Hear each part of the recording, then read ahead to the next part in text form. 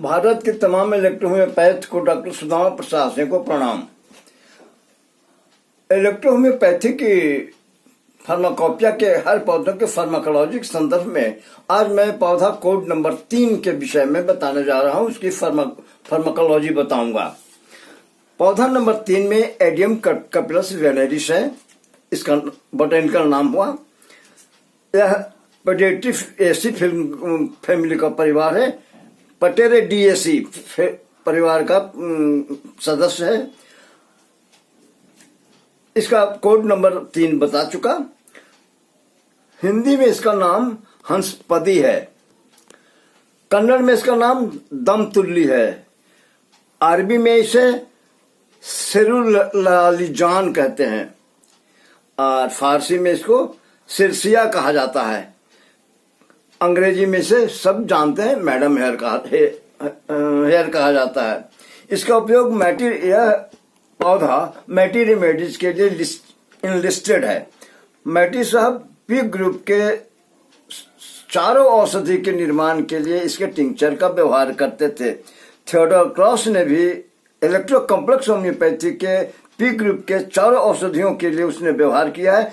P1 के लिए 1 भाग मात्रा में किया है, P2 के लिए 1.5 भाग मात्रा में किया है, P3 के लिए 2 भाग मात्रा में किया है और P4 के लिए 1.5 भाग इस्तेमाल मतलब 1.5 भाग अनुपात मात्रा में उपयोग किया है।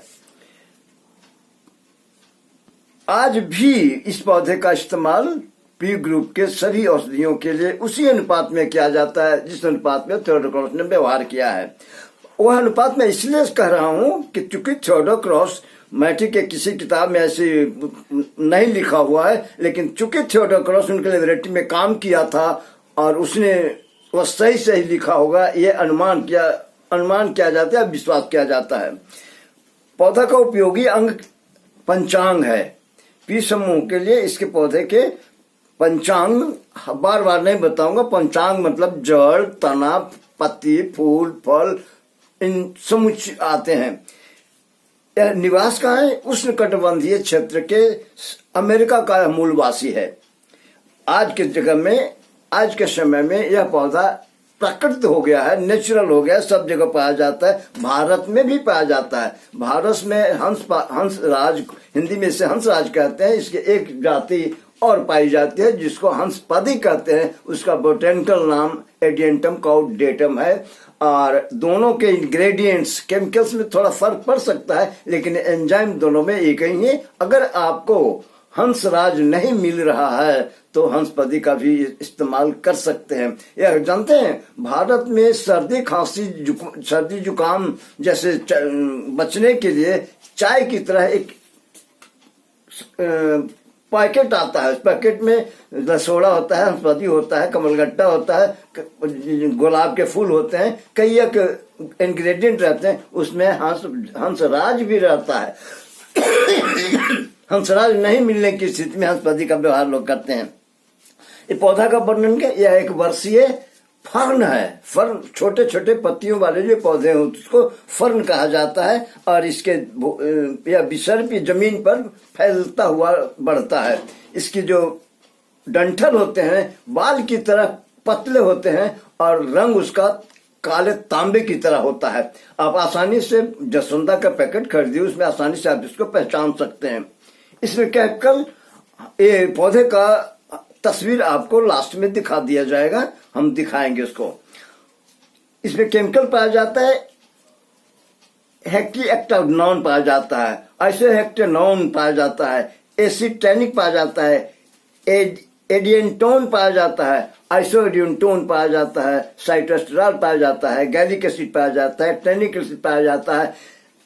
एक तीखा पदार्थ इसमें भी होता है और इसमें एसेंशियल ऑयल पाया जाता है, गम्स पाया जाता है और इन सभी का रचक प्राइमरी प्रोडक्ट जिसे हम कहते हैं एंजाइम भी भरपूर पर्याप्त मात्रा में पाया जाता है। इसकी शारीरिक क्रिया क्या होती है, कफोत्सारक।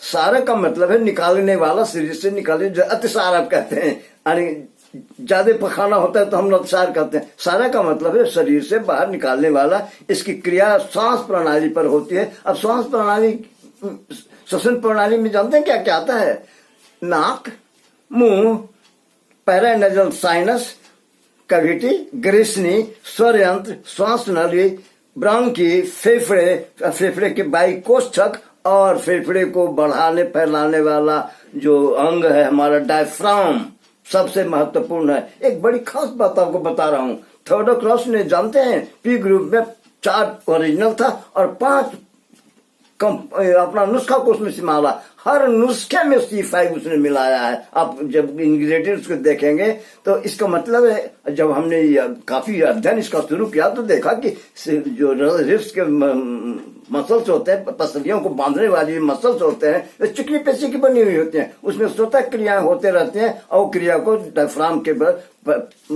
फेफड़ा फैलता और सिकुड़ता है।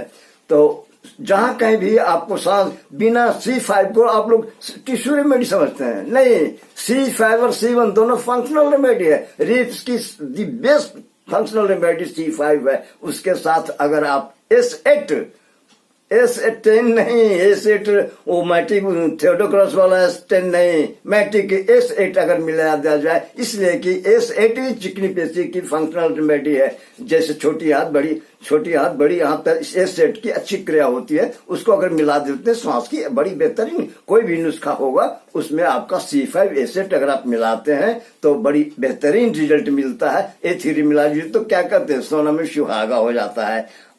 और इसका कौन सा भाग की उपयोग का रूप क्या है, अल्कोहलिक टिंचर। इलेक्ट्रोहोम्योपैथी की हर दवाइयों को अल्कोहलिक टिंचर ड्रग परसेंट 100% करके व्यवहार किया जाता है। अब की बात मैं पौधा कोड नंबर 4